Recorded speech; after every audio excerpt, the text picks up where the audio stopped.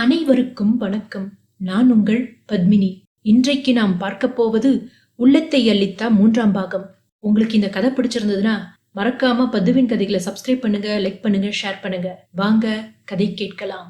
நிலா கண்களை மூடிய அந்த நிமிடம் அவளுடைய நினைவுக்கு அவளுடைய பெற்றோரோ அக்காவோ வரவில்லை. சந்துரு தான் வந்தான். இவள் 1ஆம் ஆண்டு கல்லூரியில் சேர்ந்த பொழுது சந்துரு MBA 2ஆம் ஆண்டு படித்துக் கொண்டிருந்தான். IT நிறுவனத்தில் சாஃப்ட்வேர் இன்ஜினியராக வேலை புரிகிறான். நல்ல சம்பளம். வாரத்திற்கு 2 நாட்கள் வேலைக்கு சென்றால் போதும். மற்ற நாட்கள் எல்லாம் வீட்டில் இருந்தபடியே பணிபுரிய வேண்டும்.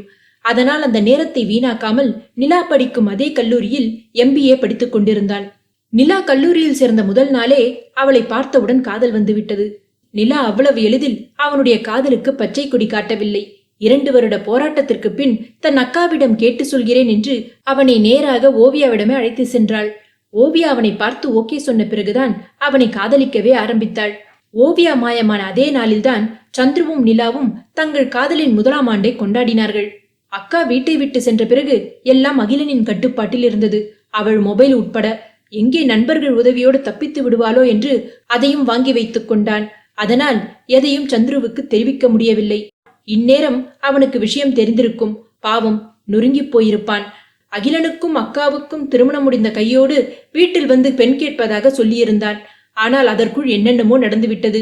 சந்துருவை மனதில் வைத்துக் கொண்டு அகிலனுடன் எப்படி வாழ்வது?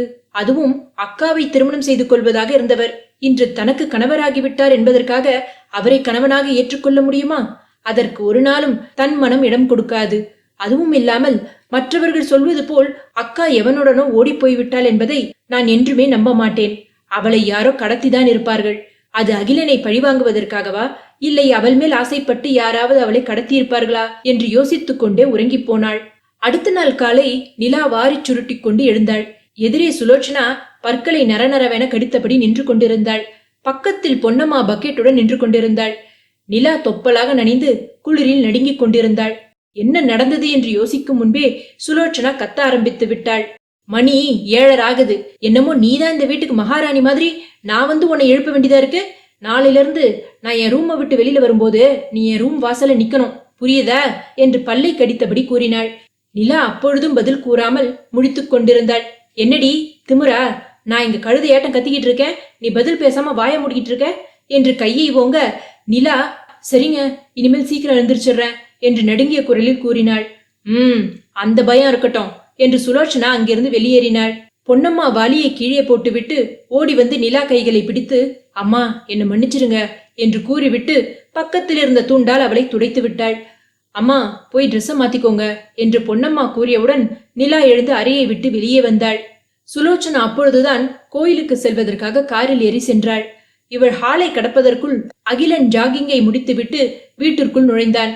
இவள் இப்படி நனைந்திருப்பதை பார்த்து என்னாச்சு, ஏன் தொப்பலா நனைஞ்சிருக்க என்று கேட்டபடி அவளை கடந்தான். நிலாவுக்கு என்ன பதில் சொல்வதென்று தெரியாமல் அமைதியாக நின்று கொண்டிருந்தாள். அதற்குள் பொன்னம்மாவே இல்ல தம்பி, அம்மா மேல தண்ணிய ஊத்திட்டாங்க என்று கூறிவிட்டு தலையை குனிந்து கொண்டாள். படியேற போனவன் சட்டென்று திரும்பி மேலவா என்று கூறிவிட்டு சென்றான். நிலா ஒன்றும் புரியாமல் விழித்தாள். நேற்றிரவுதான் என் அறை பக்கம் வராதே என்றான். இன்று காலையிலேயே அறைக்கு வா என்று சொல்லிவிட்டு செல்கிறான். எதற்கு கூப்பிடுகிறான்? என்ன விஷயமாக இருக்கும்? அக்காவை பற்றி ஏதாவது விஷயம் தெரிந்திருக்குமோ? அதனால் தன் கோபத்தை தீர்த்து கொள்ள தன்னை அழைக்கிறானோ? அவன் அம்மா முடித்தாகிவிட்டது. இப்பொழுது இவன். எப்பொழுது இந்த நரகத்திலிருந்து விமோச்சனம் கிடைக்கும் என்று தெரியவில்லையே. கடவுளே, இதற்கு மேல் அடி வாங்குவதற்கு என் உடம்பில் தெம்பில்லை, என்னை காப்பாற்று என்று தனக்கு தெரிந்த கடவுளை எல்லாம் வேண்டிக் கொண்டாள். அதற்குள் அகிலன் மேல்படியிலிருந்து என்ன அங்கே நின்றுட்டு இருக்க, சீக்கிரம் வா என்று கூப்பிட்டு விட்டு அவன் அறைக்கு சென்றான். நிலா பயத்துடன் படியேறி அவன் அறைக்கு சென்றாள். அகிலன் சோஃபாவில் அமர்ந்து தண்ணீர் குடித்துக் கொண்டிருந்தான். இவள் தலைகுனிந்தபடி அவன் எதிரே போய் நின்றாள். தண்ணீர் பாட்டிலை வைத்துவிட்டு அவளை பார்த்தான். உச்சி முதல் பாதம் வரை மொத்தமாக நனைந்திருந்தாள். ஏற்கனவே பேருக்கு என்றுதான் புடவையை சுற்றி கொண்டிருந்தாள். இப்பொழுது அது அங்கும் இங்குமாய் விலகியிருந்தது. அகிலன் அவளை மேலிருந்து கீழ் வரை பார்த்தான். கிழிந்த புடவையில் அவளை பார்ப்பதற்கே பாவமாக இருந்தாலும் தொப்பலாக நனைந்ததில் மழையில் நனைந்த பூனை குட்டி போல் நடுங்கிக் கொண்டிருந்தாள். அவன் உதட்டின் ஓரத்தில் சிரிப்பு எட்டி பார்த்தது. நீ இதுவரைக்கும் புடவையே கட்டினதில்லையா என்று அவள் இடுப்பை பார்த்தான். நிலா நெளிந்து கொண்டே புடவையை சரி செய்து கொள்வதற்காக இடுப்பை துழாவினாள். ஆனால் அவள் கையில் புடவை அகப்படவில்லை. நிலா உடனே குனிந்து தன் இடுப்பை பார்த்தாள். உள்பாவாடை மட்டுமே இடுப்பை கெட்டியாக பிடித்திருந்தது. அவள் கட்டியிருந்த புடவை நழுவி தொடைப்பகுதியில் தொங்கிக் கொண்டிருந்தது. நிலா உடனே புடவையை எடுத்து இடுப்பில் சொருகிக் கொண்டாள். அகிலன் வாய்விட்டே சிரித்து விட்டான். புடவை கட்ட தெரியாம எதுக்கு புடவை கட்டிட்டு கஷ்டப்படுற, சுடிதார் போட்டுக்க வேண்டியதானே என்று அவன் கேட்டதும் நிலா பயந்து கொண்டே, நான் எதுவும் ட்ரெஸ் எடுத்துட்டு வரல, அம்மா தான் பொன்னம்மாக்கா கிட்ட இருந்து இந்த புடவையை வாங்கி கொடுத்தாங்க என்று தரையை பார்த்து கொண்டே கூறினாள். அப்பொழுதுதான் அகிலனுக்கு ஞாபகம் வந்தது. நேற்று அவள் பெட்டியை எடுப்பதற்கு கூட நேரம் கொடுக்கவில்லை. ஆனால் அம்மா தன் புடவையில் ஏதோ ஒன்று கொடுக்காமல் பொன்னம்மாக்கா புடவையை கொடுத்திருக்கிறார்கள். இது அவளை அவமானப்படுத்துவதற்காகவே செய்த வேலை. அதற்கு முதல் காரணம் தான். பாவம் சின்ன பெண், நேற்று கண்மண் தெரியாமல் அடித்து விட்டோம். எந்த தவறும் செய்யாத இவளுக்கு இவ்வளவு பெரிய தண்டனையை கொடுத்து விட்டோமே. அவள் முகத்தில் எவ்வளவு பயமும் சோகமும் நிறைந்திருக்கிறது. அவளுடைய வாழ்க்கையை ஒரே நாளில் அழித்து விட்டேனே என்று யோசித்துக் கொண்டே இருக்க, நிலா அந்த அறையின் ஏசி குளிரை தாங்க முடியாமல் கைகளை இறுக கட்டிக்கொண்டு குளிரில் நடுங்கிக் கொண்டிருந்தாள். அகிலன் அவளை நிமிர்ந்து பார்த்தான். அவள் நடுங்கிக் கொண்டிருப்பதை பார்த்ததும் ஏசியை அணைத்தான். சரி, குளிச்சுட்டு கிளம்பு, வெளியில போயிட்டு வரலாம் என்று அவன் கூறியதும் நிலா அவசரமாக சரி என்பது போல் தலையாட்டி விட்டு திரும்பினாள். குளிச்சுட்டு போட்டுக்க ட்ரெஸ் இருக்கா என்று அவன் மறுபடியும் குரல் கொடுத்ததும் நிலா திரும்பி, இல்ல பொன்னம்மாக்கா கிட்ட ஏதாவது வாங்கிக்கிறேன் என்றாள். அகிலன் உடனே ஒரு நிமிஷம் இரு என்று கூறிவிட்டு தன் வார்ட்ரோபை திறந்து அதிலிருந்து ஒரு புடவையை எடுத்து நீட்டினான். இந்தா, இதை கட்டிட்டு வா என்று அவன் கொடுத்த புடவையை வாங்கி கொண்டு அவசரமாக கீழே இறங்கி வந்தாள். சமையல் கட்டில் வேலை செய்து கொண்டிருந்த பொன்னம்மாவிடம் அக்கா என்று நிலா கூப்பிட்டவுடன் பொன்னம்மா திரும்பி பார்த்தாள். என்னம்மா என்று அவள் கேட்டவுடன் நிலா, உங்க உள்பாவடையும் பிளவுஸும் ஒன்று தரீங்களா, நாளைக்கு துவைச்சு கொடுத்துடுறேன் என்று பாவமாக கேட்டவுடன் பொன்னம்மா, என்னம்மா என்கிட்ட போய், நீங்க இந்த வீட்டுக்கே மகாராணி போல வாழ வேண்டியவங்க, ஏதோ உங்க தலையெழுத்து என்ன மாதிரி இந்த வீட்டுல வேலைக்காரியா இருக்கீங்க, சரி வாங்க என்று தன் அறைக்கு அழைத்து போனாள். அங்கே தன் பெண்ணுக்காக வாங்கி வைத்திருந்த புடவை, ரவிக்கை, உள்பாவாடை அனைத்தையும் நிலாவிடம் நீட்டினாள். இது உங்களுக்கு சரியா இருக்கும்னு நினைக்கிறேன். என் பொண்ணு கிட்டத்தட்ட உங்களை மாதிரி தான் இருப்பா. என்ன அவ கொஞ்சம் ஒல்லியா இருப்பா, டைட்டா இருக்குன்னா சொல்லுங்கம்மா, பிரிச்சு கொடுக்குறேன் என்றாள். நிலா, இது வேண்டாங்க்கா, உங்க பொண்ணுக்கு எடுத்து வச்சிருக்கீங்க, உங்க பிளவுஸ்ல ஏதாவது ஒன்று கொடுங்க, அது போதும், ஊசியும் நூலும் கொடுத்தீங்கன்னா நான் பிடிச்சுக்கிறேன் என்றாள். பொன்னம்மா, பரவாயில்லம்மா, இந்தாங்க எடுத்துக்கோங்க, நீங்களும் எனக்கு பொண்ணு மாதிரி தான். நான் இன்னும் ஊருக்கு போறதுக்கு நாள் இருக்கு, அதுக்குள்ள வேற வாங்கிக்க போறேன். நேத்தியே என் புடவைய கொடுத்தப்ப அந்த அம்மா கிழிச்சு கொடுத்தது எனக்கு மனசு கஷ்டமா இருந்துச்சு, அதனால இதை எடுத்துக்கோங்க என்றாள். நிலா, சரிக்கா, பிளவுஸும் உள்பாவடை மட்டும் எடுத்துக்கிறேன், அவர் புடவை கொடுத்திருக்காரு என்று புடவையை எடுத்து காட்டினாள். அதை பார்த்த பொன்னம்மா, நான் தான் சொன்னேன்ல தம்பி நல்லவர் தான்னு, போக போக எல்லாம் சரியாயிடும். சரிம்மா, நீங்க சீக்கிரம் கிளம்புங்க, தம்பி காத்திருக்க போறாரு, அப்புறம் அதுக்கும் கோவப்பட போறாரு என்றாள்.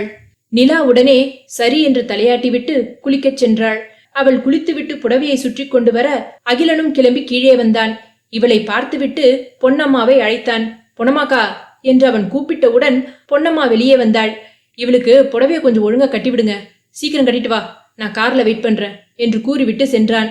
பொன்னம்மா நிலாவை தன்னறைக்கு அழைத்து போய் புடவையை கட்டிவிட்டாள். அகிலன் காரில் சாய்ந்தபடி போன் பேசிக் கொண்டிருந்தான். இவளை பார்த்ததும் வாயடைத்து போய் நின்றான். நிலா பக்கத்தில் வந்து நின்றதும் அவளுக்கு கார் டோரை திறந்து அவள் உட்கார்ந்த பின் அவளுக்கு சீட் பெல்ட்டை போட்டுவிட்டு டிரைவர் சீட்டில் வந்து அமர்ந்தான். மறுபடியும் அவளை ஒரு முறை திரும்பி பார்த்தான்.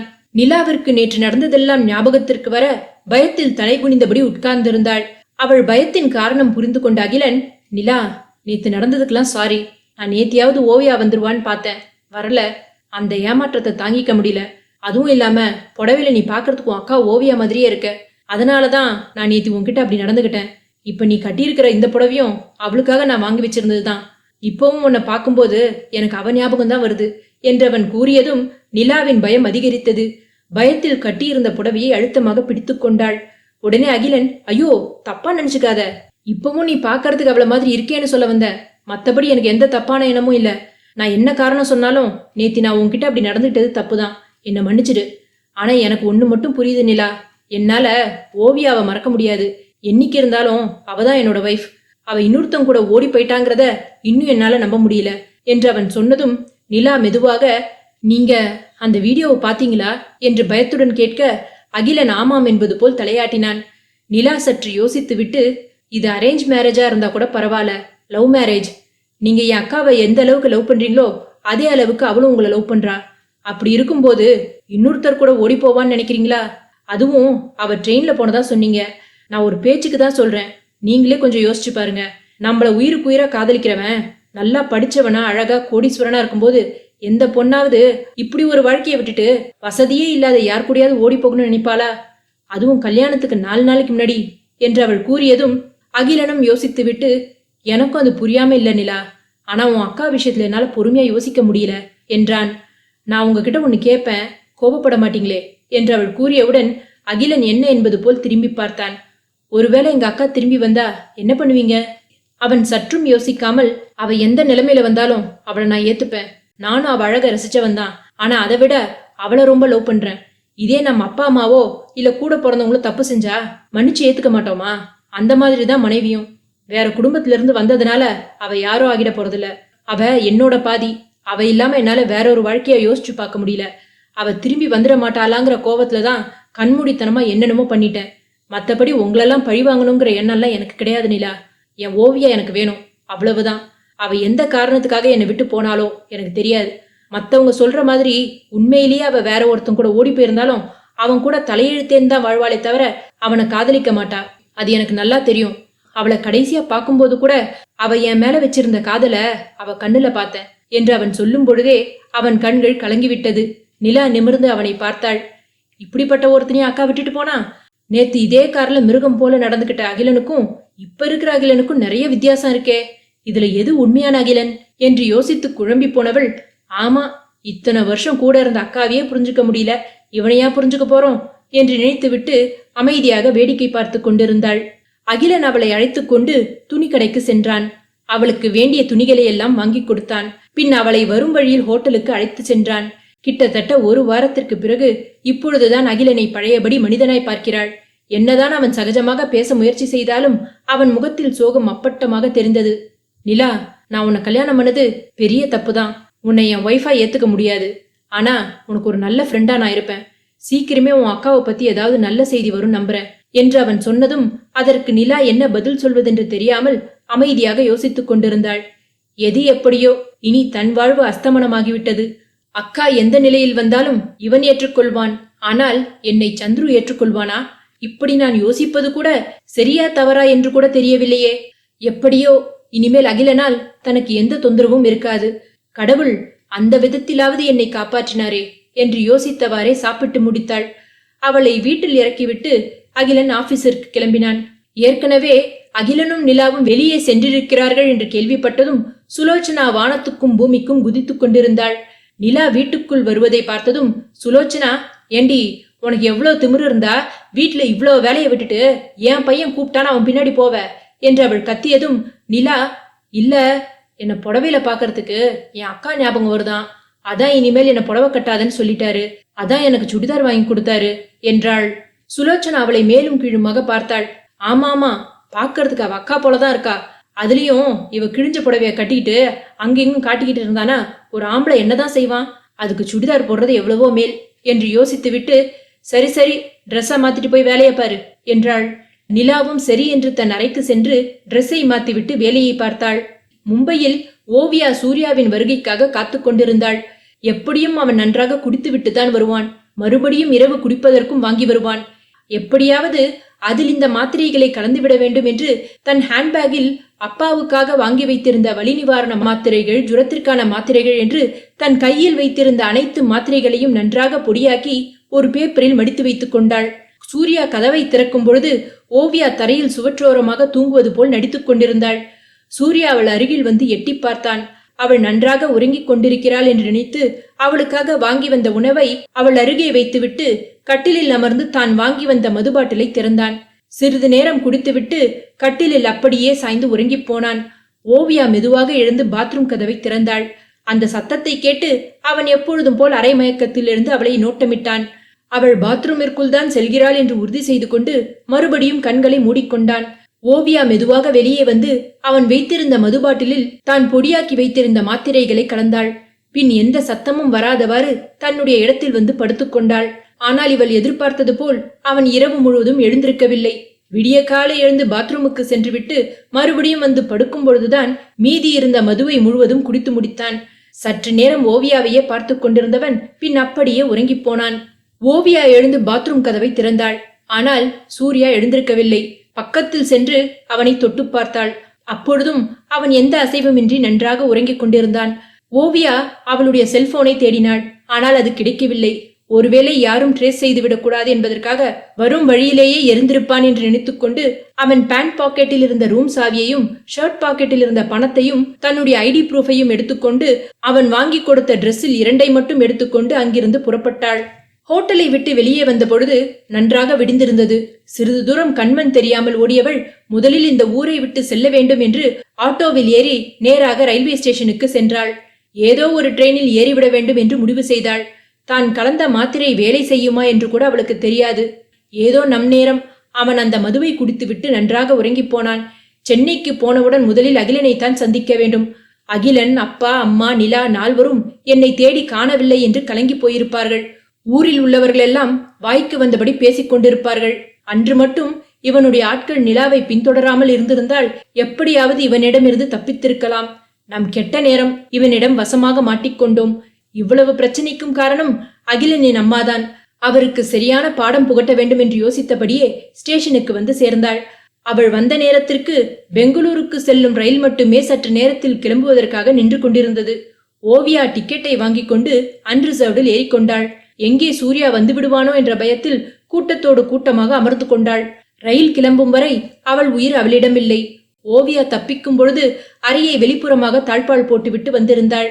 காலை ரூமை சுத்தம் செய்வதற்காக வந்த ரூம்பாய் கதவை திறந்து பார்த்தான். அங்கே சூர்யா அசைவின்றி மயக்கத்தில் இருந்தான். ஓவியா அங்கே இல்லாததால் ரூம்பாய்க்கு சந்தேகம் வந்தது. உடனே ரிசப்ஷனில் தெரிவித்தான். ஹோட்டலுக்குள் வந்த பின் ஓவியாவை யாரும் பார்க்கவில்லை. அப்படி இருக்கையில் அவள் இப்பொழுது அறையில் இல்லாததால் அவர்களுக்கு சந்தேகத்தை எழுப்பியது. ஒருவேளை யாராவது அவளை கடத்தியிருப்பார்களா, இல்லை இவனே அவளை கொலை செய்துவிட்டு அப்புறப்படுத்தியிருப்பானோ? அதை தெரிந்து கொண்ட யாரோ ஒருவர்தான் வெளிப்பக்கமாக தாழ்பால் போட்டிருப்பார்களோ என்ற சந்தேகத்தில் போலீசிடம் தெரிவித்தார்கள். போலீஸ் வந்த பிறகும் சூர்யாவிடம் எந்த அசைவும் இல்லாததால் அவனை மருத்துவமனைக்கு அனுப்பினார்கள். அவன் மதுவில் மாத்திரைகளை கலந்து அருந்திருப்பதாக டாக்டர் கூறினார். அதனால் வேறு வழியின்றி அவன் கண் விழிக்கும் வரை போலீஸ் காத்திருந்தது. சூர்யா அன்று ரிசப்ஷனில் கொடுத்த ஓவியாவின் ஐடி ப்ரூஃபை வாங்கி ஓவியாவை பற்றி விசாரிக்க ஆரம்பித்தார்கள். சென்னையில் அன்று இரவு அகிலன் வீடு திரும்பும் பொழுது போர்டிகோவில் ராஜ்குமாருடைய காரை பார்த்தான். வீட்டுக்குள் பிரீதாவும் அம்மாவும் சிரித்து பேசிக் கொண்டிருக்கும் சத்தம் கேட்டது. ராஜ்குமார் வந்திருப்பானோ? அவனை எப்படி எதிர்கொள்வது என்று தயக்கத்துடன் உள்ளே நுழைந்தான். இவனை பார்த்தவுடன் பிரீதா சிரித்துக்கொண்டே, என்ன புது மாப்பிள, எப்படி இருக்கீங்க என்று கேட்க அகிலன் வராத சிரிப்பை வரவழைத்து, நல்லா இருக்கேன், நீங்க எப்படி இருக்கீங்க, அம்மா எப்படி இருக்காங்க என்று கேட்டுவிட்டு சற்று தயக்கத்துடன், ராஜ் வரலையா என்றான். அவரா, இன்னைக்கு காலையில தான் அவரோட பிசினஸ் ட்ரிப்பை முடிச்சுட்டு சுவிஸ்ல இருந்து வந்தாரு. அதனாலதான் உங்க கல்யாணத்துக்கு வர முடியல.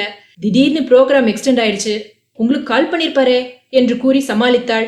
அகிலனும் புரிந்து கொண்டு, ஆம் பண்ணா என்று அதற்கு மேல் அதை பற்றி பேசாமல் வந்து சோஃபாவில் அமர்ந்தான். பேச்சை மாற்றுவதற்காக பிரீதாவின் பக்கத்தில் அமர்ந்திருக்கும் பெண்ணை பார்த்து, இவங்க என்று தயக்கத்துடன் கேட்க, பிரீதா, என்ன அகிலன், மறந்துட்டீங்களா? என்னோட தங்க பாவனா, கல்யாணத்துல பார்த்திருப்பீங்களே, எங்க அடிக்கடி வீட்டுக்கு வந்தாதானே தெரியும் என்று சிரித்துக்கொண்டே கூற, பாவனா புன்னகைத்தபடி ஹலோ என்றாள். அகிலனும் பதிலுக்கு ஹலோ என்று கூறிவிட்டு நிலாவை தேடினான். எவ்வளோ நேரமா காப்பி கொண்டு வருவ என்று சுலோச்சனா நிலாவுக்கு குரல் கொடுத்தவுடன் நிலா அவசரமாக 4வருக்கும் காப்பியை எடுத்து வந்து நீட்டினாள். அகிலன் உடனே, வா நிலா, உட்காரு என்று அழைத்தான். அதற்கு சுலோச்சனா, பெரியவங்க நம்ம பேசிட்டு இருக்கும்போது அவளுக்கு என்னடா இங்க வேலை, நீ போய் வேலையை பருப்போ என்று முறைத்தபடி கூறினாள். நிலா அங்கிருந்து நகர உடனே அகிலன், அதெல்லாம் பாத்துக்கலாம், இங்க வந்து உட்காரு வா என்று தன் பக்கத்தில் இருந்த சீட்டை காட்டினான். நிலா தயக்கத்துடன் வந்து அவன் பக்கத்தில் அமர்ந்தாள். சுலோச்சனா அவளை எரித்து விடுவது போல் பார்த்தாள். தன் வார்த்தையை மீறி தன் மகன் நிலாவை அழைத்து அமர வைத்தது சுலோச்சனாவிற்கு எரிச்சலாக இருந்தது. அதுவும் தனக்கு நிகராக தன்னெதிரே உட்காரும் அளவிற்கு அவளுக்கு என்ன தைரியம்? இருக்கட்டும், எல்லாம் இவன் இருக்கிற தைரியத்துலதான் ஆடிக்கிட்டு இருக்கா. இவன் எந்நேரமும் கூட இருப்பானா என்ன? கவனிச்சுக்கிறவன என்று மனதிற்குள் நிலாவை திட்டினாள். நிலா சுலோச்சனா தன்னை தான் முறைத்துக் கொண்டிருக்கிறாள் என்று தெரிந்து கொண்டு தலையை குனிந்து கொண்டாள். இதை கவனித்த பிரீதா சூழ்நிலையை மாற்றுவதற்காக, நான் வந்த வேலையை மறந்துட்டேனே, ராஜால உங்க மேரேஜுக்கு வர முடியல, அம்மாவுக்கு உடம்பு சரியில்லைன்னு நானும் ஊருக்கு போயிட்டேன். அதனால நம்ம ஃப்ரெண்ட்ஸ் வரைக்கும் ஒரு சின்ன கெட் டுகெதர் அரேஞ்ச் பண்ணிருக்கேன். நீங்களும் நிலாவும் கண்டிப்பா வரணும், உங்களுக்காக தான் இந்த பார்ட்டியை அரேஞ்ச் பண்றேன் என்று பிரீதா சொன்னதும் அகிலன், சரி கண்டிப்பா வரோம் என்றான். சுலோச்சனா உடனே, இவளுக்கு பார்ட்டியை பத்தி என்ன தெரியும்? பணக்காரங்க எல்லாம் வர இடம், ஏதாவது ஏடாகுடமா நடந்து நம்ம மானத்தை வாங்கிடுவா, அதனால் நீ மட்டும் போயிட்டு வா என்று சுலோச்சனா முடிப்பதற்குள் அகிலன், அம்மா கொஞ்சம் பேசாம இருங்க, அதை நான் பாத்துக்கிறேன் என்றான். கேவலம் இந்த பிச்சைக்காரிக்காக வந்திருக்கிற விருந்தாளி முன்பு தன் மகன் இப்படி தன்னை அவமானப்படுத்தி விட்டானே, 2 நாள்ல எப்படியோ அவனை கைக்குள்ள போட்டாளே என்று சுலோச்சனாவின் மனம் கோபத்தில் பொங்கியது. அங்கே சில நிமிடம் அமைதி நிலவியது. ராஜ்குமார் பிசினஸ் விஷயமாக சுவிட்சர்லாந்து சென்றிருந்த போது அகிலனின் திருமணத்திற்கு கட்டாயம் வந்து விடுவதாக தெரிவித்திருந்தான். ஆனால் ஓவியா காணாமல் போன பின்பு அகிலனின் நடவடிக்கையில் மாற்றம் ஏற்பட்டதால் ராஜ்குமாருக்கும் அகிலனுக்கும் இடையே சண்டை ஏற்பட்டது. அதனால்தான் அகிலனின் திருமணத்திற்கு வராமல் ராஜ்குமார் அங்கேயே தங்கிவிட்டான். ராஜ்குமாருக்கும் அகிலனுக்கும் இடையே ஏற்பட்ட விரிசலை சரி செய்வதற்காகத்தான் பிரீதா இந்த பார்ட்டியை ஏற்பாடு செய்திருக்கிறாள் என்று அகிலன் புரிந்து கொண்டான். அன்றே ராஜ்குமார் கூறிய அறிவுரைகளை கேட்டிருந்தால் இன்று இவ்வளவு பிரச்சனை வந்திருக்காது. தன்னால் இப்பொழுது நிலாவின் வாழ்க்கை கேள்விக்குறியாகிவிட்டது. ஆத்திரக்காரனுக்கு புத்தி மட்டு என்பார்களே, அது தனக்குத்தான் பொருந்தும் என்று தன்னையே திட்டிக் கொண்டான். உடனே பிரீதா இங்கு நிலவரம் சரியில்லை என்பதை உணர்ந்து, சரி ஆண்டி, அப்ப நாங்க கிளம்புறோம் என்று கூறிவிட்டு அவளும் பாவனாவும் அங்கிருந்து கிளம்பினார்கள். சுலோச்சனா அவர்களை வழி அனுப்பிவிட்டு வீட்டிற்குள் வந்ததும் நிலாவை கன்னத்தில் அறைந்தாள். உனக்கு எவ்வளவு திமிரு இருந்தா ஏன் முன்னாடி உட்காருவ? இதை சற்றும் எதிர்பார்க்காத நிலா கன்னத்தை பிடித்தபடி அதிர்ந்து போய் எழுந்தாள். அகிலன் உடனே, அம்மா உங்க அராஜகத்துக்கு ஒரு அளவில்லாம போயிட்டு இருக்கு, அவ இப்ப என்ன தப்பு பண்ணா என்று கத்த, அதற்கு சுலோச்சனா, ஓ நேத்தி வர நீ பண்ணதெல்லாம் அராஜகமா தெரியல, இன்னைக்கு நான் அவளை ஒரு அடி அடிச்சதுதான் உனக்கு அராஜகமா தெரியுது. நேத்தி அவ கழுத்தை பிடிச்சு கொல்ல போன, இன்னைக்கு தலையில தூக்கி வச்சுட்டு ஆடுற. அக்கா காரி எப்படியோ ஒழிஞ்சான்னு நினைச்சேன், இப்ப இவ வந்து என் உயிரை எடுத்துக்கிட்டு இருக்கா. பாக்குறேன் இன்னும் எத்தனை நாளைக்குதான் அவன் முந்தானிய பிடிச்சுக்கிட்டு சுத்துறேன்னு நானும் பாக்குறேன் என்று கத்தி விட்டு சென்றாள். நிலா எந்த சத்தமும் இல்லாமல் அமைதியாக அழுது கொண்டிருந்தாள். நிலா, அவங்க பேசுறதெல்லாம் எதுவும் பெருசா எடுத்துக்காத, போய் சாப்பிட்டு படு என்றான். அதற்குள் வாட்ச்மேன் ஓடி வந்து, சார் மேடமோட அப்பா அம்மா வந்திருக்காங்க என்று கூற நிலா சட்டென்று கண்களை துடைத்துக் கொண்டு ஆவலாக வாசலை பார்த்தாள். அகிலன், வர சொல்லுங்க என்று கூறிவிட்டு நிலாவை பார்த்தான். அதுவரை அழுது கொண்டிருந்தவள் முகத்தில் சட்டென்று சந்தோஷம் பரவியிருந்தது. இவள் உண்மையிலேயே குழந்தைதான். அழுகின்ற குழந்தை கையில் அதுக்கு பிடித்ததை ஏதாவது கொடுத்தால் உடனே தன் அழுகையை நிறுத்தி விடுவது போல் தன் பெற்றோர் வந்திருக்கிறார்கள் என்று தெரிந்தவுடன் அவள் முகத்தில் அப்படி ஒரு சந்தோஷம். வெங்கட்ராமனும் பவானியும் உள்ளே வந்தார்கள். எங்கே அகிலன் தங்களை அவமானப்படுத்தி விடுவானோ என்ற பயத்திலேயே நின்று கொண்டிருந்தார்கள். நிலா ஓடிச் சென்று இருவரையும் கட்டிக்கொண்டாள். பவானி நிலா கழுத்தில் இருந்த காயத்தை பார்த்து, என்ன நிலா அது என்று பதறிப்போய் கேட்க, நிலா உடனே, அது ஒண்ணு இல்லம்மா என்று சமாளிக்க முயற்சி செய்தாள். அதற்குள் அகிலன், வாங்க உட்காருங்க என்று இருவரையும் அழைத்தான். வெங்கட்ராமனும் பவானியும் வந்து சோஃபாவில் அமர்ந்தார்கள். பவானி மறுபடியும் தன் மகளை பார்த்து, என்னடி இது கழுத்துல காயம், என்னடி ஆச்சு என்று பதற்றத்துடன் கேட்க, நிலா, அது நேத்தி ஏதோ ஒரு ஃப்ரஸ்ட்ரேஷன், கோபம், இருக்கவே பிடிக்கல, அதான் தூக்கு போட்டுக்கலான்னு ட்ரை பண்ண, இவர்தான் வந்து காப்பாத்தினாரு என்று நிலா கூறியவுடன் அகிலன் அதிர்ச்சியுடன் அவளை பார்த்தான். என்னம்மா இப்படி ஒரு காரியம் பண்ண பாத்தியே, உனக்கு ஏதாவது ஒன்று ஆச்சுன்னா நாங்க மட்டும் உயிரோடு இருப்போம்னு நினைக்கிறியா என்று வெங்கட்ராமன் சொன்னவுடன் நிலா தலை குனிந்தபடி, என்ன மன்னிச்சிருங்கப்பா, இனிமேல் அந்த மாதிரிலாம் பண்ண மாட்டேன் என்றாள். வெங்கட்ராமன் அகிலனின் பக்கம் திரும்பி, ரொம்ப தேங்க்ஸ் மாப்ள, உங்களுக்கு எங்க மேல எவ்வளவு கோபம் இருந்தாலும் என் பொண்ணை காப்பாத்திருக்கீங்க. ஏற்கனவே ஒரு பொண்ணை இழந்துட்டோம், அவ உயிரோட இருக்காளா இல்லையான்னு கூட தெரியல என்று அவர் முடிக்கும் முன்பே அகிலன் பதறியபடி, அப்படிலாம் சொல்லாதீங்க மாமா, அவ எங்க இருந்தாலும் நல்லாதான் இருப்பா என்று அவன் கூற வெங்கட்ராமனும் பவானியும் அழ ஆரம்பித்து விட்டார்கள். அது விஷயமாதான் மாப்பிள்ள உங்ககிட்ட பேசலான்னு வந்தேன். கொஞ்ச நேரத்துக்கு முன்னாடி போலீஸ் வீட்டுக்கு வந்தது என்று சொல்லிக் கொண்டிருக்கும் போதே அகிலனின் இதயம் அதிவேகமாக துடித்தது. என்னாச்சு மாமா, போலீஸ் எதுக்கு வந்தாங்க என்று பதற்றத்துடன் கேட்க பவானி ஓவென்று அழ ஆரம்பித்து விட்டார். பாம்பேல ஒரு ஹோட்டல் ரூம்ல ஒரு ஆள் பேச்சு மூச்சு இல்லாம இருந்திருக்கான். ஹோட்டல்காரங்க சந்தேகப்பட்டு போலீஸ்ல இன்ஃபார்ம் பண்ணிருக்காங்க. ஏன்னா அந்த ஆள் கூட வந்த பொண்ணை காணுமா. ஒருவேளை அவன் அந்த பொண்ணை ஏதாவது பண்ணிட்டானாங்கிற சந்தேகத்துல ஹோட்டல்ல அவன் கொடுத்த ஐடி ப்ரூஃபை வச்சு சென்னை போலீஸை கான்டாக்ட் பண்ணிருக்காங்க. அது நம்ம ஓவியாவோட ஐடி ப்ரூஃப். ஓவியா அந்த ஹோட்டலுக்கு அவன் கூட போயிருக்கான்றது கன்ஃபார்ம் ஆயிடுச்சு. ஆனா அவ எங்க போனா, அவளுக்கு என்ன ஆச்சுங்கிறது யாருக்கும் தெரியல. கூட இருந்தவன் இன்னும் கண்ணு முழிக்கலையா. அதான் அது நம்ம ஓவியா தானா, ஏன் அவன் கூட போனான்னு எல்லாத்தையும் கேட்டாங்க. நான் நடந்தது எல்லாத்தையும் சொன்னேன். நீங்க கம்ப்ளைண்ட் கொடுத்த ஸ்டேஷன் அட்ரஸையும் கொடுத்துருக்கேன். எனக்கு என்னமோ பயமா இருக்குமாப்ல, அவளுக்கு ஏதாவது ஆயிருக்குமோன்னு என்று முடிக்க முடியாமல் உடைந்து போய் அழுதார். சமாதானம் சொல்ல வேண்டிய அகிலனே அதிர்ச்சியில் உறைந்து போய் அவரையே பார்த்து கொண்டிருந்தான். அவனையும் அறியாமல் அவன் கண்களில் இருந்து தாரை தாரையாக கண்ணீர் வழிந்து கொண்டிருந்தது. வெங்கட்ராமனும் பவானியும் அவன் ஏதாவது தங்களுக்கு தைரியம் சொல்லுவான் என்று எதிர்பார்த்தார்கள். ஆனால் அவன் அழுகையை கட்டுப்படுத்த முடியாமல் எழுந்து சுவற்றோரமாக போய் நின்று கொண்டான். நேற்று வரை அரக்கனை போல் நடந்து கொண்டவன் இன்று ஓவியாவிற்காக அழுவதை பார்த்து வெங்கட்ராமனும் பவானியும் ஒன்றும் புரியாமல் ஒருவரை ஒருவர் பார்த்து கொண்டார்கள். அதுவரை இவர்களுடன் சேர்ந்து அழுது கொண்டிருந்த நிலா அவனின் மனநிலையை புரிந்து கொண்டு, அப்பா, அக்காவுக்கு எதுவும் ஆகாதுப்பா, அவ பத்திரமா தான் இருப்பா, ஒருவேளை அங்கிருந்து தப்பிச்சிருப்பாளா இருக்கும், அது தெரியாம இவங்க என்னென்னமோ பேசிக்கிட்டு இருக்காங்க, நீங்க பயப்படாதீங்க என்று பெற்றோருக்கு ஆறுதல் கூறினாலும் ஒரு நிமிடம் ஓவியாவின் இடத்தில் தன்னை வைத்து பார்த்தாள். ஒருவேளை அவளை ஏதாவது செய்திருப்பானோ, என்னவெல்லாம் கொடுமை செய்தானோ தெரியவில்லையே, அக்கா எப்படியெல்லாம் துடித்து போயிருப்பாள் என்று நினைத்த அந்த வினாடியே அவள் உடல் நடுங்கியது. சிறிது நேரத்திற்கு பின் அகிலன் தன்னைத்தானே சமாதானப்படுத்திக் கொண்டு இவர்களின் எதிரில் வந்து அமர்ந்தான். மாமா, நீங்க பயப்படுற மாதிரிலாம் ஒண்ணு இருக்காது, நான் என்னன்னு விசாரிக்கிறேன் என்று அவர்களை சமாதானப்படுத்திவிட்டு டிரைவரை அழைத்து இவர்களை வீட்டில் விடுமாறு கூறினான். வெங்கட்ராமனும் பவானியும் அங்கிருந்து கிளம்பினார்கள். அகிலன், மாமா, அத்த என்று அவன் அழைத்ததும் இருவரும் திரும்பினார்கள். என்ன மன்னிச்சிருங்க, ஏதோ ஓவியா இல்லைங்கிற கோபத்துல என்னென்னமோ பண்ணிட்டேன், நான் செஞ்சதெல்லாம் தப்புதான், மாத்த முடியாது, மனசார மன்னிப்பு தான் கேட்க முடியும் என்றான். வெங்கட்ராமனும் பவானியும் எதுவும் சொல்லாமல் அமைதியாக அங்கிருந்து சென்றார்கள். இவர்கள் பேசுவதையெல்லாம் தன் அறையிலிருந்து கேட்டுக்கொண்டிருந்த சுலோச்சனாவிற்கு பயத்தில் கை கால் உதறியது. பவானி நிலாவிடம் கழுத்தில் ஏற்பட்ட காயத்தை பற்றி கேட்டவுடன் எங்கே போலீஸ் வந்து தன்னையும் தன் மகனையும் கைது செய்து விடுவார்களோ என்ற பயத்தில்தான் உள்ளேயே அமர்ந்திருந்தாள். ஆனால் நிலாவின் பதிலை கேட்டவுடன் தான் அவளுக்கு உயிரே வந்தது. அதிலிருந்து மீள்வதற்குள் அடுத்த இடியாக ஓவியாவை பற்றி கூறியவுடன் சுலோச்சனா பயத்தில் அறைக்குள்ளேயே முடங்கிவிட்டாள். வெங்கட்ராமனும் பவானியும் சென்ற பின் நிலா அகிலனை பார்த்தாள். அவன் முகத்தில் பல குழப்பங்களும் கேள்விகளும் அதைவிட பயமும் தெரிந்தது. நிலா அகிலனின் அருகில் சென்று, பயப்படாதீங்க, அக்காவுக்கு ஒன்னும் ஆகாது, பத்திரமா வந்துருவா என்றாள். அகிலன் எந்த பதிலும் சொல்லாமல் சற்று நேரம் அமைதியாக இருந்துவிட்டு, நிலா, உனக்கு நான் தேங்க்ஸ் சொல்றதா இல்ல மன்னிப்பு கேட்கறதான்னு எனக்கு தெரியல, என்ன நினைச்சா எனக்கே அசிங்கமா இருக்கு என்று தலைகுனிந்தான். நிலா உடனே, ஏற்கனவே நிறைய பிரச்சனை இருக்கு, இதுல புதுசா என்னால ஒரு பிரச்சனையை கொண்டு வர வேண்டாம்னு நினைச்சேன், என் அறிவுக்கு அவ்வளவுதான் யோசிக்க முடியும் என்றாள். அதற்கு மேல் அங்கே இருக்க முடியாமல் அகிலன் தன் காரை எடுத்துக்கொண்டு புறப்பட்டான். இந்த நேரத்தில் எங்கே செல்கிறான் என்று நிலா அவன் போவதையே பார்த்து கொண்டிருந்தாள். நேராக போலீஸ் ஸ்டேஷனுக்கு சென்றவன் இதுவரை அவர்கள் சேகரித்த விவரத்தை எல்லாம் கேட்டு தெரிந்து கொண்டான். 2 நாட்களுக்கு முன் சூர்யாவும் ஓவியாவும் ஹைதராபாத்தில் ஒரு பஸ்ஸில் ஏறியதுதான் கடைசியாக அவனுக்கு வந்த தகவல். அதற்கு பின் அவர்கள் எங்கே சென்றார்கள் என்று போலீசால் கண்டுபிடிக்க முடியவில்லை. ஆனால் இப்பொழுது அவள் மும்பையில் இருப்பதாக தகவல் கிடைத்தவுடன் அகிலன் உடனே விமான நிலையத்தை நோக்கி காரை ஓட்டினான்.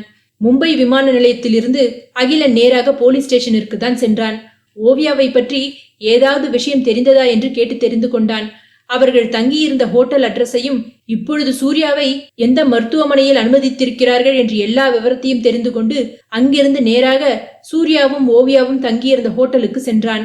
அது ஒரு சாதாரண லாட்ஜ். ரிசப்ஷனில் ஓவியாவை பற்றி விசாரித்தான். அவளை பற்றி பெரிதாக யாருக்கும் எதுவும் தெரியவில்லை. ஹோட்டலுக்குள் சென்றவள் பின் வெளியே செல்வதை யாரும் பார்க்கவில்லை என்று மட்டுமே தெரிவித்தார்கள். அவள் தங்கியிருந்த அறையை பார்க்க வேண்டும் என்று கேட்டான். அவர்களும் அவனை அழைத்து போய் அறையை காட்டினார்கள். ஒரே ஒரு பெட்டும் அதுக்கு பழுப்பேறிய பெட் ஸ்ப்ரெட்டும் போடப்பட்டிருந்தது. ஒட்டடியும் தூசியுமாக சுவரெல்லாம் சிவப்பு நிறத்தில் பாக்குக்கரையாக இருந்தது. இந்த அறையிலா என் ஓவியா தங்கியிருந்தாள்? அவள் வசதி இல்லாதவளாக இருந்தாலும் அவள் வீட்டை அழகாக பராமரித்திருப்பார்கள். அப்படிப்பட்டவள் இந்த குப்பை மேட்டில் வந்து தங்கியிருக்கிறாள். அவளுக்கு என்ன தலையெழுத்து, அப்படி என்ன கட்டாயம்? அவளை ராணி போல தாங்கிக் கொள்ள தான் இருக்கும் பொழுது ஏன் சூர்யாவுடன் வந்தாள்? ஒருவேளை நிலா சொல்வது போல் அவன் இவளை கட்டாயப்படுத்தி அழைத்து வந்திருப்பானோ? அப்படியே அவன் கட்டாயப்படுத்தி இருந்தால் கூட என்னிடம் சொல்லியிருக்கலாமே. அப்படி சொல்லாமல் கொள்ளாமல் அவனுடன் கிளம்புவதற்கு அவளுக்கு என்ன கட்டாயம் ஏற்பட்டது? இவனாக செயல்பட்டானா இல்லை இவனுக்கு பின் யாராவது இருக்கிறார்களா என்று யோசித்து யோசித்து அவன் தலையே வெடித்து விடுவது போல் இருந்தது. உடனே தன் நண்பன் முகேஷிற்கு போன் செய்து தான் மும்பை வந்திருக்கும் விஷயத்தை கூறினான். ஓவியாவின் புகைப்படத்தை அவனுக்கு அனுப்பி மும்பை முழுவதும் அவளை தேடச் சொன்னான். முகேஷும் தன்னுடைய ஆட்களை அனுப்பி மும்பை முழுவதும் ஓவியாவை தேடினான். அதற்குள் சூர்யாவும் கண்விழித்தான். உடனே போலீஸ் அவனிடம் விசாரணையை துவங்கியது. 1 வருடமாக அவனும் ஓவியாவும் காதலிப்பதாகவும் அகிலனின் கட்டாயத்தால் தான் அவனை திருமணம் செய்து கொள்ள அவள் ஒப்புக்கொண்டதாகவும் கூறினான். அகிலன் வசதி படைத்தவன் என்பதால் அவனை எதிர்த்து அங்கே வாழ முடியாது என்று ஊரை விட்டு வந்துவிட்டதாகவும் தான் நினைத்தது போல் ஓவியா இல்லை, அவள் நடத்தை கெட்டவள் என்றும் கூறினான். இந்த 1 வாரத்தில் அவர்கள் தங்கியிருந்த ஹோட்டல்களில் வேலை செய்பவர்களிடமெல்லாம் ஓவியா தவறாக நடந்து கொண்டதாகவும் அதை கண்டித்ததால் தன்னிடம் சண்டை போட்டுவிட்டு சென்று விட்டாள் என்று கூறினான். மும்பை போலீசுக்கு குழப்பமாக இருந்தது. இவனுடைய வாக்குமூலத்திற்கும் ஏற்கனவே சென்னையிலிருந்து வந்த செய்தியும் வெவ்வேறாக இருந்தது. சென்னையிலிருந்து கிடைத்த செய்தி உண்மைதான் என்று அகிலனிடம் கேட்டு தெரிந்து கொண்டார்கள். ஆனால் ஓவியாவை காதலித்துவிட்டு இவன் ஏன் நிலாவை திருமணம் செய்து கொண்டான் என்று போலீசுக்கு சந்தேகமாக இருந்தது. அந்த கேள்விக்கு அகிலனால் பதில் சொல்ல முடியவில்லை. அவ தங்கையை கல்யாணம் பண்ணா வருவான்னு நினைச்சேன், ஆனா வரல, மத்தபடி வேற எதுவும் காரணம் இல்ல என்றான். இருந்தாலும் மும்பை போலீஸ் சென்னை போலீசிடம் சூர்யாவை பற்றியும் அகிலனை பற்றியும் முழுவதுமாக விசாரிக்க சொன்னார்கள். சூர்யா கொடுத்த வாக்குமூலத்தை போலீஸ் அகிலனிடம் தெரிவித்தது. அதை கேட்டு அகிலன் கொதித்து போனான். தினமும் அவளுடன் நெருங்கி பழகியவன். தன்னிடமே அவள் ஒரு நாள் கூட அத்துமீறியதில்லை. அப்படிப்பட்டவளை நடத்தை கெட்டவள் என்று சொல்லியிருக்கிறானே, அவனை சும்மா விடக்கூடாது என்று முகேஷிடம் சொல்லி அவனை மருத்துவமனையிலிருந்து கடத்தச் சொன்னான். ஆனால் முகேஷ் அதற்கு ஒப்புக்கொள்ளவில்லை. அகிலா, இப்ப நம்ம அவன் மேல கை வச்சோம்னா நம்ம வசமா மாட்டிப்போம். போலீஸ் இன்வெஸ்டிகேஷன்லாம் முடியட்டும், அவன் அப்புறமா பாத்துக்கலாம் என்று அவனை சமாதானப்படுத்தினான். அந்த ஹோட்டல் இருந்த இடத்தில் எந்த சிசிடிவி கேமராவும் இல்லாததால் உண்மையிலேயே சூர்யா கூறுவது போல் ஓவியா இவனிடம் சண்டை போட்டுவிட்டு சென்று விட்டாளா, இல்லை இவன் அவளை ஏதாவது செய்து விட்டானா என்று புரியாமல் சூர்யாவை தொடர்ந்து விசாரித்துக் கொண்டிருந்தார்கள். அகிலன் மும்பையில் கிடைத்த விவரத்தை ஒன்றுவிடாமல் அவ்வப்போது ஓவியாவின் பெற்றோருக்கும் நிலாவுக்கும் தெரியப்படுத்தினான். நிலாவின் பெற்றோர் வந்து சென்ற பிறகு சுலோச்சனா நிலாவிடம் அடக்கியே வாசித்தாள். அகிலனும் நிலாவும் பிரீதா ஏற்பாடு செய்திருந்த பார்ட்டிக்கு வராததால் ராஜ்குமார் அகிலனை அழைக்காததால் தான் அவன் வரவில்லை என்று பிரீதா ராஜ்குமாரிடம் சண்டை போட்டாள். அதனால் ராஜ்குமார் அகிலனை தொடர்பு கொண்டான். அகிலன் தான் மும்பையில் இருப்பதாகவும் வந்த காரணத்தையும் கூறினான். சாரி ராஜ், அன்னிக்கே நீ சொன்னதை நான் கேட்டுக்கணும், ஏதோ கோபத்துல பண்ணிட்டேன், என்ன மன்னிச்சிடுறா என்று தன் நண்பனிடம் மன்னிப்பு கேட்டான். டேய் அகிலா, இப்ப எதுக்கு பழசெல்லாம் பேசிக்கிட்டு இருக்க? நீ சின்ன வயசுல இருந்தே கோபக்காரன்தான். அதுக்கு காரணம் நீ இல்ல, உங்க அம்மா. சரி, இப்ப எதுக்கு அதெல்லாம் பேசிக்கிட்டு? இனி என்ன செய்யறதுன்னு பாரு. உனக்கு ஏதாவது ஹெல்ப் வேணும்னா தயங்காம கேளு, உடனே நான் கிளம்பி வரேன். கோவத்துல எதையும் பண்ணி வச்சிடாத. உனக்கு அப்படி கோபம் வரும்போது மறக்காம எனக்கு கால் பண்ணு, புரியுதா என்று தன் நண்பனுக்கு அறிவுரை கூறிவிட்டு போனை வைத்தான். விஷயத்தை கேள்விப்பட்டதும் பிரீதாவுக்கு உடம்பு சில்லிட்டு போனது. பயப்படாத பிரீதா, அந்த பொண்ணு நல்லபடியா வந்துருவா, எனக்கு அந்த நம்பிக்கை இருக்கு, அவ புத்திசாலி என்று தன் மனைவியை சமாதானப்படுத்தினாலும் ஓவியாவை நினைத்து அவனுக்கு கவலையாகத்தான் இருந்தது. அவள் அழகாக பிறந்தது குற்றமா, இல்லை ஏழையாக பிறந்தது குற்றமா? இதில் ஏதோ ஒன்றுதான் இன்று அவளை இந்த நிலைக்கு தள்ளி இருக்கிறது. அழகு காரணம் என்றால் சூர்யா மட்டுமே பொறுப்பு, ஆனால் பணம் காரணம் என்றால் என்று அவன் யோசித்த பொழுது சுலோச்சனா மட்டுமே அவன் நினைவுக்கு வந்தாள். இந்த கதை பிடிச்சிருந்ததுன்னா பத்துவின் கதைகளை சப்ஸ்கிரைப் பண்ணுங்க, லைக் பண்ணுங்க, ஷேர் பண்ணுங்க.